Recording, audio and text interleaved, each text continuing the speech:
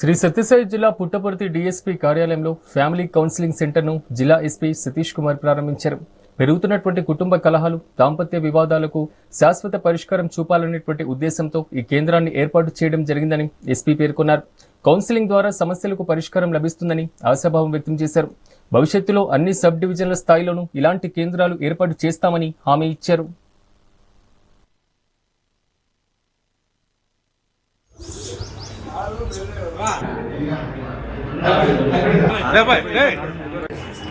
नमस्ते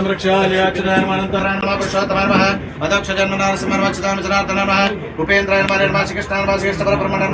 बुद्धिष्ठन्तो पादार विद्यापाद्यम पाद्यम हस्तयोः अर्घ्यम अर्घ्यम मुखे आचमनीयं सर्पमे शुद्धोदकस्थानं सर्पमे वस्त्र वस्त्रातम अक्षदाने नमः ओम नारायण नमः।